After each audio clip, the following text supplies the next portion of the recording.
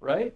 You know about the sandwich. Yeah. Yeah, I don't really like the sandwich very much because I'm like, why would I ever say anything mean? Why can't we just be positive? Like, Absolutely. but I really think if you kind of tee it up, kind of in that progression, it works out okay, right? Maybe I don't know. I'd say so. Just gets Is better that and better. Close with dessert. Close with dessert. when we did that yesterday? I don't know. It might have felt like a sandwich yesterday. Um, but anyway, so here you guys are. You want to make a thing. Correct.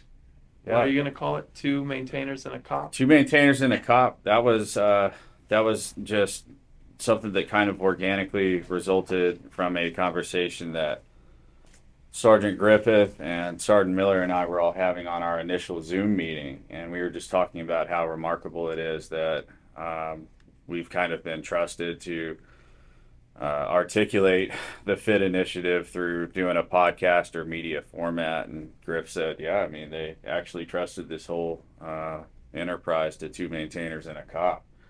And I was like, I'm not going to be able to unhear that as a potential title for this. And so we've kind of flexed on it a little bit. A lot of security forces, they have a certain connotation about the term cop. They prefer defender. And I said, hey, if I have defenders that are saying it's more appropriate to use defender, then I'm all for it. We'll call it two maintainers and a defender. But every once in a while, the cop just kind of picks back into my brain. I think that's more of an old school term. What do you think?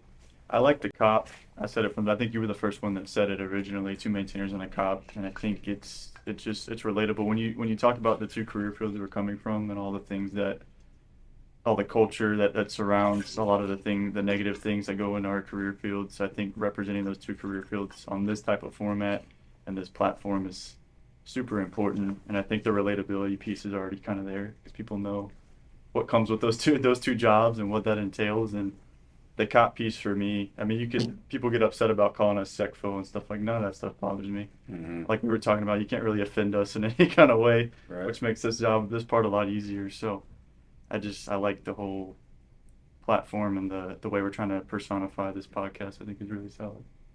Yeah, I remember a long time ago, maybe 10 years ago, and I remember looking at having a conversation about the high risk groups from a suicide perspective. Mm-hmm. And at the time, and it really about 20 years, the three specialties didn't change. It was three Papas, two Alphas, and one Novembers. And I remember having a conversation with some pretty senior leaders and walking them through how similar those career fields actually are, where we put incredibly difficult decisions, like people's lives, hanging in the balance kind of decisions on very junior folks. There's a lot of pressure, right? Working stupid hours, right? Long shifts, 24-hour operations, and those two things alone really bond those three career fields or your two career fields in a special kind of way. They're certainly not the only folks that are working hard or have heavy responsibilities, but at the kind of scale that we do that with young defenders and with young maintainers, it's I always saw that connection, and at the time, um, uh, in the Intel, in particular, in like the DCGS enterprise, same thing, right? They're working 24-hour missions. They're eating out of vending machines, and Oh yeah. and they don't get they're not worried about external environment, right? They're not getting rained on, or they're not standing in 105-degree heat, but they were standing in the dark, like they didn't get to see light, like they're inside of skiffs and blacked out buildings with the lights down low for their 14 hours at work. Kind of this perpetual night shift is what what it feels like, and of course, and then all of you have to go home and be kind of normal people at the end of the day, right? And be good family members, and sometimes not be able to talk about the things that happen. Sometimes not not want to, sometimes just being tired, right? Mhm. And so we always saw a connection, and through a lot of hard work, a lot of people worked really hard on the Intel side and in the DCGS enterprise in particular to dig into that in sort of a holistic way, and is really where I started to cut my teeth on this this stuff we call resilience. It was the first time that I remember briefing the Air Force Surgeon General and saying, "Hey, this is where we are. This is our fitness model. These are all the things we want to do." But it was sort of this understanding that it's no one thing. Yeah, we put embedded care teams in those facilities. We also built kitchens in all of those facilities. We found the perfect level, not perfect. We found a level of ambient lighting that the floors could be raised to that would not impact operations. We did ergonomic studies on all of their positions so that they could put themselves, as I'm slouching today, so that they could sit and stand in the least compromised positions possible.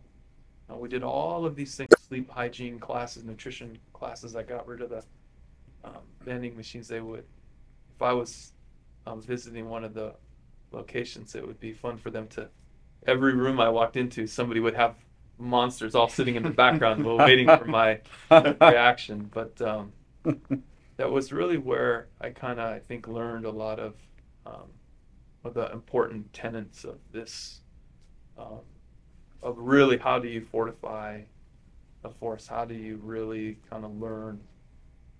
And maybe more important than anything is we should remember it's not a thing. And it's also not a thing that you should measure. Success or failure can't be based on a statistic that's not really relevant. I mean, you guys are maintainers. If you had a maintenance problem that was happening at the rate of 0.0001%, like what would you do? Would you change your daily battle rhythm? You wouldn't, right? Even if it was a really significant error, you'd just Right.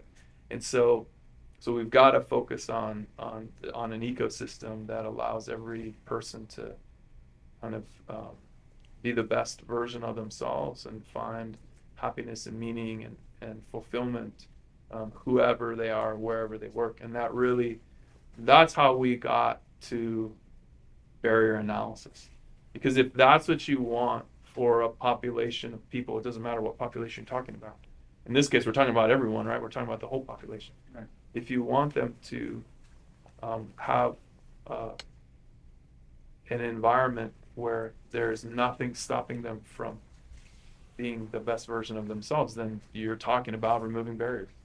And so it seems sort of a logical step to kind of look at what the EO-driven barrier analysis working groups are doing, and to use barrier analysis, which certainly that's not the only place it's used, but to use that kind of barrier analysis tradecraft to say, hey, so how do we do this? How do we remove barriers and allow people to allow their experience to be the most meaningful, the most fulfilling, and that's kind of where we landed. And when we went to give the sales pitch, pretty half-baked. We were lucky. When you're the Chief Master Sergeant of the Air Force and the Space Force, you don't have to do quite as much prep before Corona as many, and so I certainly misbehaved a lot, and poor Colonels, she had to chase me around, but at the end of the day, that was kind of the long and short of it. We showed them and said, hey, this is what we think might work, and the Secretary said go, and the two service chiefs said go, and here you are.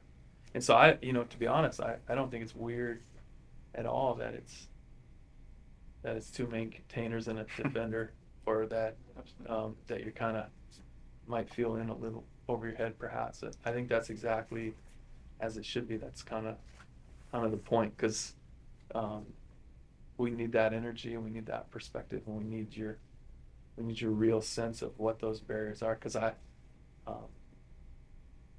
Because some of these barriers that are going to feel like the Great Wall of China to someone, like when they finally get elevated and talked about, somebody's just going to just that's gone. That's not Great Wall of China. That's a picket fence. Let's just tear that down. But the challenge then for senior leaders is if I don't connect that picket fence is your Great Wall of China, I don't help you, right? Like I just move on, because we've got our own great walls that we're trying to conquer, right? And so that's why this is so important, and why the three of you matter, I think, so much in this conversation, and then everything you do, kind of to give a voice to those people without a voice, because we're ready to listen, and I think we do a good job. We certainly try to listen. This is just another it's another source. So what are you going to do? How are you going to make it work? I think outreach is a huge portion of it, Chief. Like you said, I mean, just kind of being able to articulate concepts and the experiences that people are going through that they feel like probably with some merit in their mind, as you referenced, the Great Wall of China. A lot of times, I've found personally in my own experiences, there's a lot of times if I have a thought in my head that's bothering me, I'll just sit and dwell on it for a really long time. And then when I finally talk with somebody about it, they're like, yeah, dude, that's actually pretty like normal. Like, that's not that crazy at all. And I think there's a lot of that going on. I think the problem is that it tends to compound and compound and compound these issues that people go through and fester when they're not addressed. And so if they see that there's an initiative that's out there, a platform that they have, whether it's through viewing podcast media, getting on a Facebook group and interacting, or asking Chief questions in real time on a live broadcast, I think that there's value in that. And case in point, you've got two maintainers and a cop out here, and we're in the Pentagon. And last week we were just doing our regular job. So I think if something like that can happen, then definitely anything's possible, as far as people trying to address wellness and mental health. So hopefully our own experience is an example to people that there are people out there listening. That's my hope. We call that when you're dwelling on something, that's called to perseverate. It's a really cool word. It's a fun word, perseverate. Perseverate. Yeah. My wife's a nurse. You're writing that one down? Yeah, I'll write that one down. It's a fun word. We should have T-shirts that say "No perseverating," right? Like I like that. I wonder what the antonym for that is. The opposite for that is perseverating. I don't know. I'm gonna look It means Don't worry, to Chief. dwell, I'll look it sort up. of obsessively dwell. I'll look it up and I'll problem. I'll get it to Sergeant Gibson. I'll have to think about that. What do you think? I think because you asked. What are you trying to do? Tell me what you're trying to do.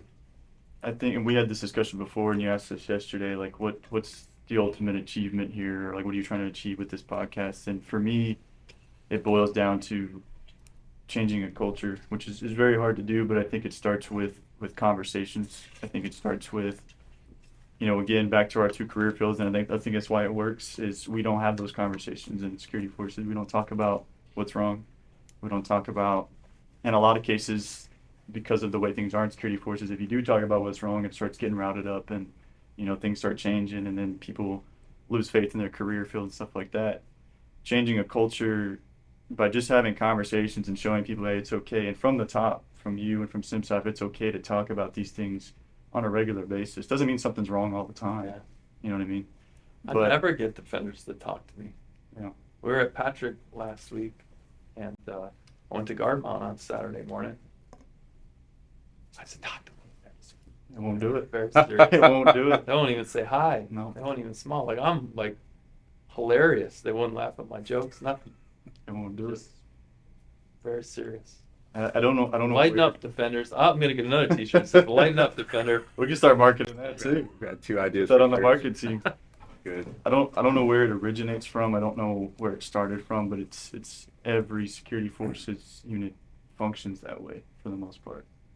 And changing that, I think, just by showing people, hey, it's okay. And from a defender and a maintainer having those conversations, it's okay to talk about it. Mm-hmm.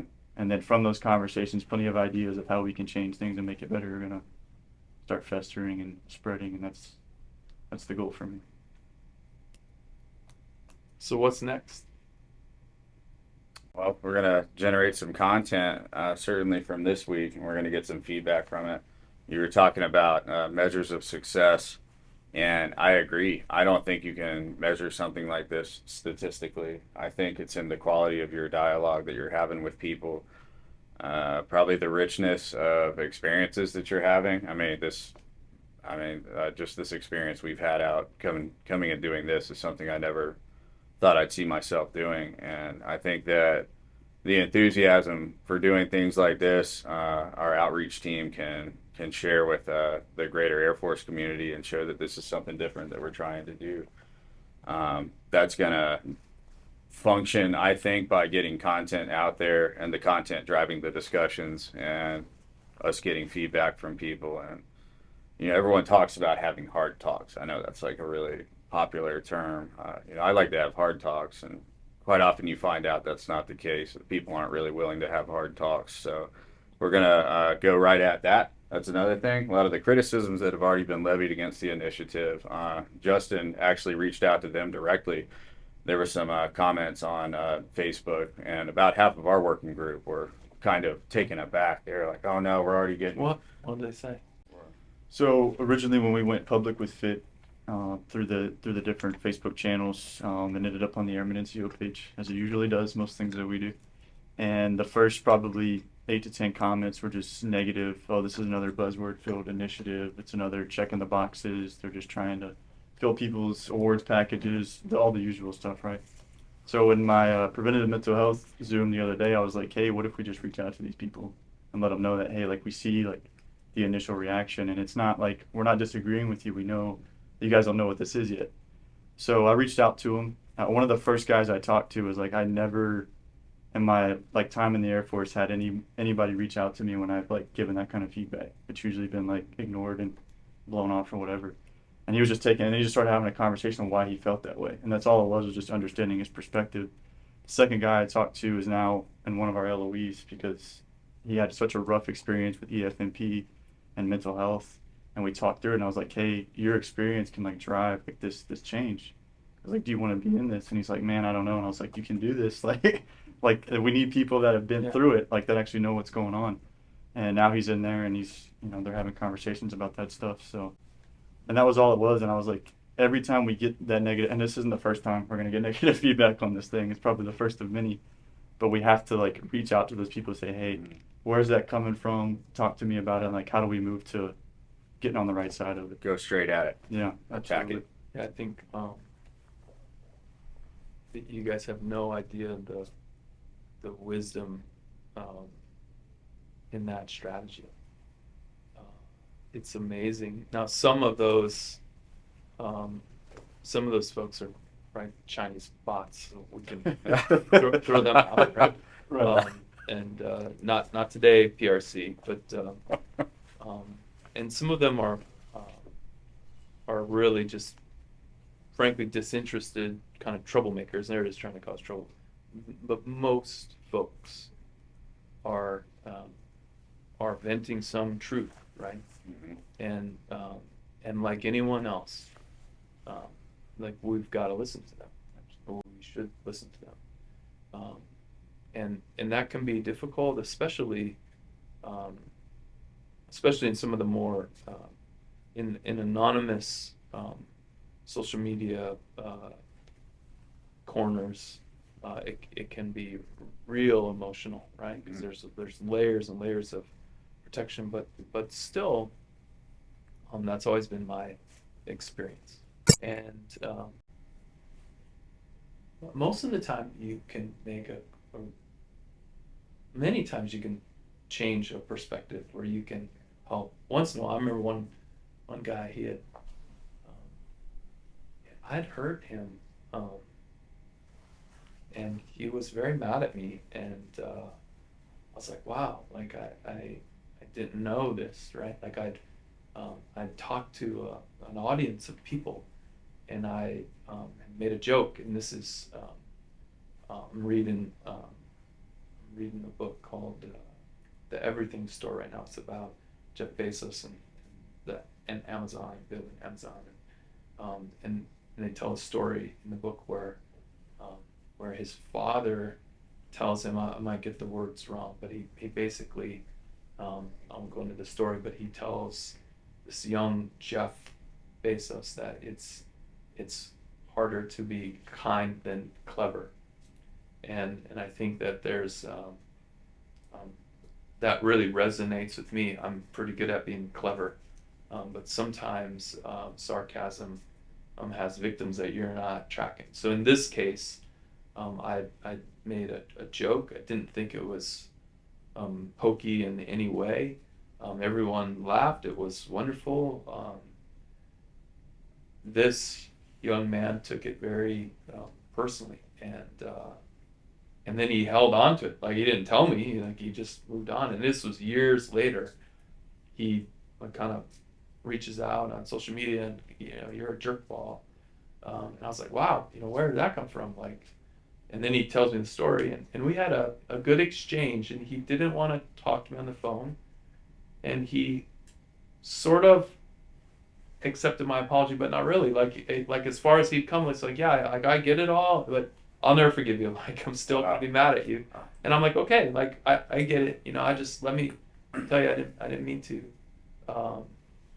And of course I changed my style. It was a joke I'd made 1,000 times, and it made sense. But now I just tell the punchline just a little bit differently now. But yeah, that it's the only thing. Like, you can ignore them, and that may work. Sometimes that's the right thing to do. Right. But not if you believe that somebody might be in pain. Why would you ignore anyone that's actually in pain? The only reasonable, helpful thing to do is go, hey, how can I help you? Like, man, because all those things are true, right? There's a lot of buzzwords and a lot of people doing stuff to get bullets, and a lot of, whatever they're grumpy about. All that stuff happens, right? And so really,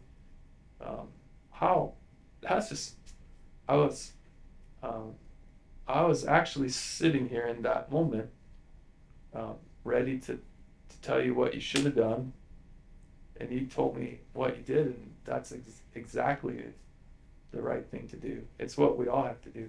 To your comment, though, about getting people to talk, there's no greater, more powerful tool that any of us have, certainly as leaders, in getting people to talk ourselves. Like, that's the most important thing you can do. You tell them about your problems, and do it regularly. I got to go visit a space company, and it was fascinating to me as I was walking around that they were so open and honest in discussing all the things that they did wrong. Like, just like every conversation, there was some mention of, oh, we screwed this all up. And it was amazing to me. I was like, man, you guys are, it's beyond a comfort. It was almost like they just couldn't wait to tell you how they screwed it up. And I was just like, wow, this. They were talking to me about, a facility, and they had to mention that the road to the facility, the road to the facility is completely not important in any way, but they had not figured out the weight balance on the road when they built it, and then when the trucks went on, they had to go replace ruts and stuff, and and I'm just like, this has nothing to do with anything, but it was almost like they were obsessed with telling me how they screwed something else up. And we screwed that up too, and it was just such an interesting thing to see, and I loved picking their brains about it afterwards, saying, is this a thing? Like, are you guys doing this intentionally or not intentionally? But it really, and their comment was, oh, that's what the boss does. He's always telling us how he messed up, and it just seems normal. Like, it just catches on. I think if we all kind of just more openly share things and quit trying to put up facade, then it will help. Some people just aren't going to talk to you. Um, and that's okay too, right? Like it really is back to the ecosystem approach. If you remove all the other barriers, then you hope, well, there's nothing to talk about anyway, right? Like, hey, you don't have to talk. If you don't want to talk to me, that's okay, because all these other ways you're going to get to be successful, so go do it. But I do think kind of sharing our own struggles, like if you're struggling, like if you got like some things that you want to get to, and the chief's like just letting the conversation go crazy, that might be stressing you out, and you're like, hey, chief, I got a couple of things written down, like you hijack this whole thing, like I don't want that to stress you out. Number 6. No, I agree though, Chief. When you were talking about transparency, I don't know what made me think of this, but probably about 4 or 5 years ago, our first shirt at the time in our unit came by, and he wanted to just solicit some feedback from kind of our mid-level workers, our young staffs, and senior airmen and A1Cs. And I just want to pick your guys' brain, see how you feel like things are going with the climate of the unit. Of course, nobody's saying anything. And finally, we had one guy who came out and said, well, I've got the perception, and quite a few other airmen do, that you don't really care. Talking about the shirt, you don't really care about anybody here, and you're just trying to make rank.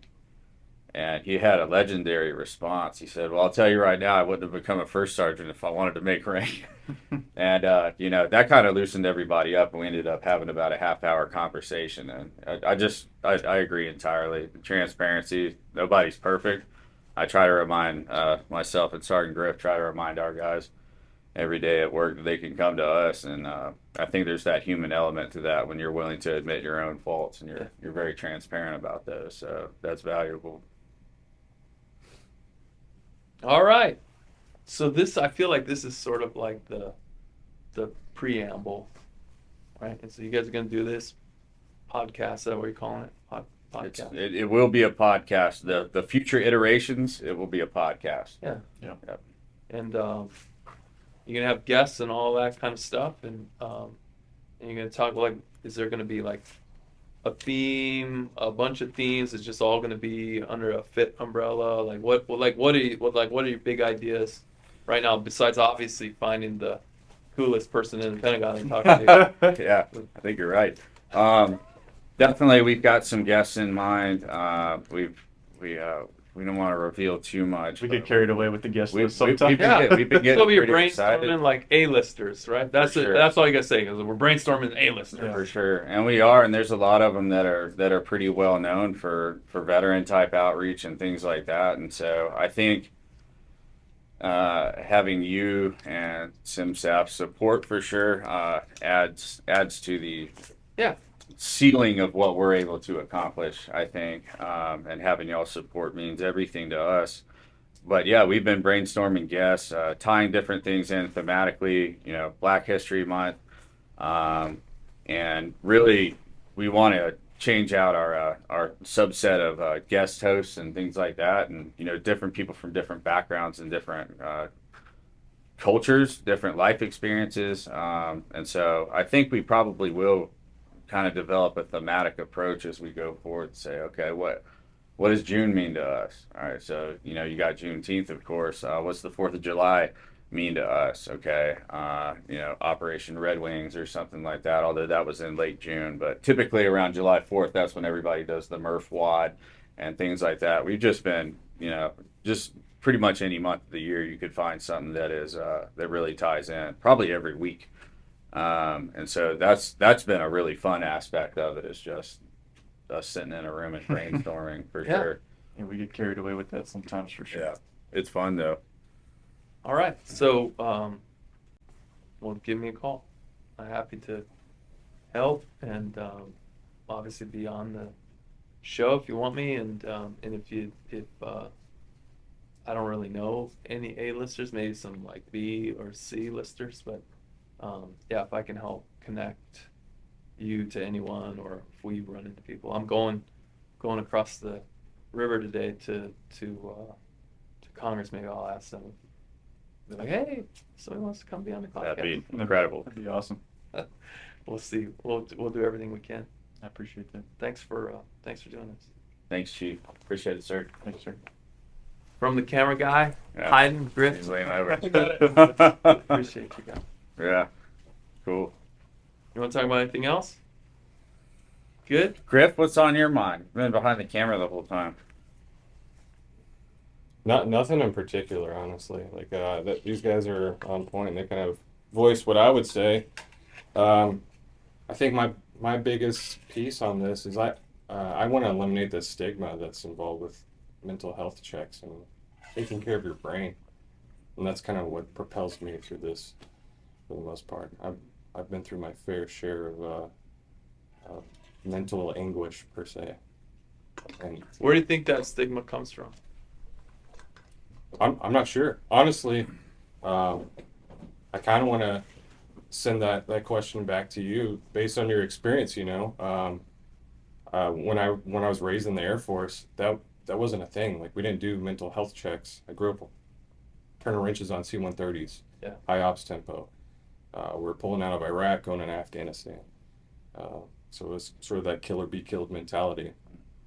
Yeah, I'm curious too, like, to trace the origins of that and why they got looked over so many times in the past. Yeah,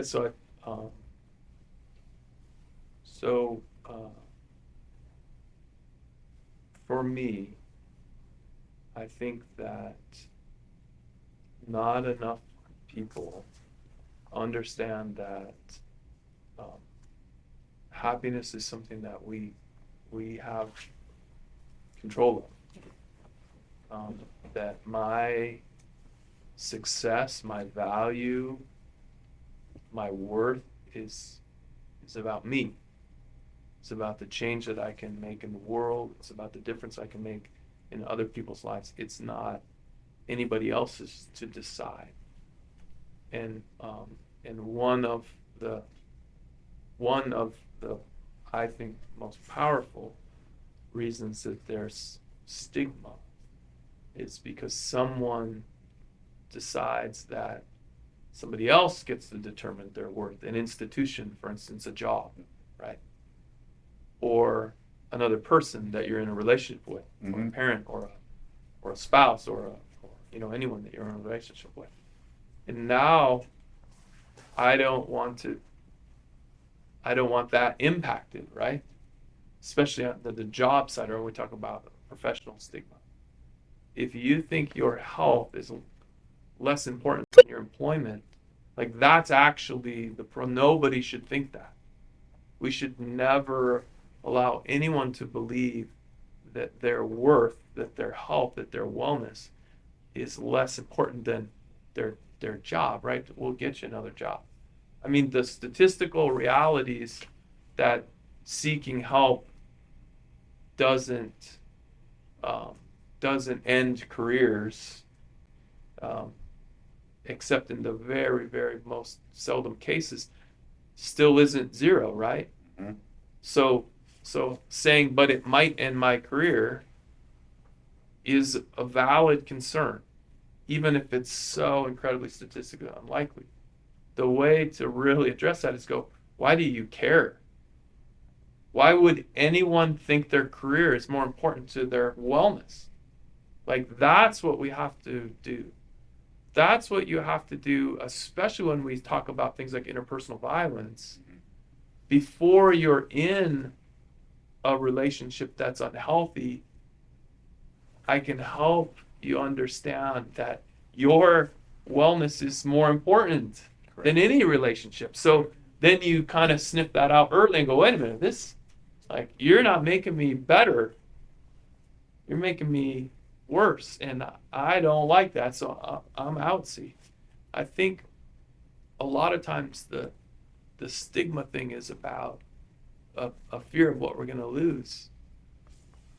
And for some reason, we can't frame it in, but what am I going to get? Like, I'm going to get help. And I deserve help. Everyone deserves wellness, right? Everyone deserves happiness. Everybody deserves fulfillment. And I think that that's, unfortunately, there's too many people that for whatever reason, they're not quite there. Like for some reason, they're like, yeah, but yeah, maybe if it happens, I'm happy that it happens. I don't deserve it. Like I don't deserve it enough to lose my job over it, or I don't deserve it enough to break up with somebody over, or I don't deserve it enough for someone to be mad at me. Right. I don't deserve it enough to make my team work harder, or whatever kind of guilt you carry around. Man, nobody that actually cares about you agrees with you on that point. Nobody. But if you're not having that conversation, how do you know? So that I think that's what probably where my head is with stigma. It frustrates me a lot because especially I grew up in the Air Force with security clearances and all that kind of stuff, and I think it was like there was people that wanted it. They wanted me to tell them it would never happen, or they wanted to believe it will always happen. When the reality is like I can't make you any promises. Just like if you twist your ankle and you go to the doctor, they might find bone cancer. They might have to cut your leg off. Like that might happen. Mm-hmm. And then we might have to separate you from the service. Like that might happen. Like, so you're never going to go to the doctor? Like that's not what we do. But for some reason with mental health, we seem to look at it differently. With invisible wounds, we treat them differently. And so we shouldn't make promises we can't keep, because that's a lie, and we shouldn't lie to people. Right. So I'm not going to promise anybody anything except that getting help is helpful. Right? Like, spoiler alert, getting help is helpful. Right. And shouldn't we all be comfortable being helped? I don't know. Well, I yeah. struggle with it too, though. I mean, I don't want to go see if I don't like doctors at all, of any kind. I don't want to go see them. I live with a nurse. I don't want to talk to her. I don't want to see myself. I don't want my hair to be falling out. I don't want to be getting old. I don't want to be getting fat. I don't want anything to be wrong with me. Get over it, dude. Somebody needs to look at that. It's a problem. Right. Yeah, I think if at a starting point we can agree, if we can all in the room agree that we deserve to be well and be happy, then that's kind of your starting point. It's just getting past your own idea of what you deserve as a person. There's an author, well, he does a lot of stuff, but I'm sure you've probably heard of him, Chief Dr. Jordan Peterson. One of his 12 rules for life is treat yourself like somebody else that you're responsible for. And for me, that was the first time I had ever heard that concept kind of articulated in that way. And I said, wow, that's pretty amazing, because pretty much everyone in my life, and I'm not even talking about my immediate family, it can be my neighbor, it can be the dude that came to work on the electricity for the house 3 weeks ago. Everything I'm kind of prioritizing over my own sense of what I think I deserve. And so when I heard that, and when I read that in his book that he had, that really changed my perspective. But I think there's a lot more people other than just me that are walking around putting everything else ahead of their own wellness. So yeah, for sure. I think so he'll talk about a community of the individual, right? I'm in a community with my future self. Correct. That's going to happen. So what I do today does impact my future me. Mm-hmm. And I've got to be cognizant of that. I've got to be paying attention to this concept, just like I pay attention to you all that are here in my present. I should be paying attention to the me that I have to live with tomorrow, right? The me that I'll become, which is a weird way to look at it, but kind of once you walk through that, and it makes sense to you, it does kind of help you make better choices and help you, I think, find a kind of better path sometimes. To be like, okay, I get it. I really am kind of this is all I'm my own keeper kind of thing. Mm-hmm. Yeah, and then how do you do that without? Because it's not entitlement. nobody's entitled to an easy life. That's not what we're saying, right? Quite the opposite, Yeah. some would say. So I think that yeah, it's probably enough to get you guys started, huh? Oh, for sure. I should clean up my. Yeah. Chief, can I ask one more question? No. Yeah. Okay. Go ahead. I just want to ask, like, what's in the sauce, like, for you? Like, what do you do to keep your mind in check? I struggle every day like everyone else, and I make a plan that I think is good. I try to get enough sleep. A lot of people know this. I haven't, like, I don't use an alarm clock. Sometimes when I'm traveling, if I'm in a different time zone, or if we've got a really early meeting, or if we landed late or something, every once in a while I might set an alarm clock. But when I'm home, normal battle rhythm, I don't use an alarm clock.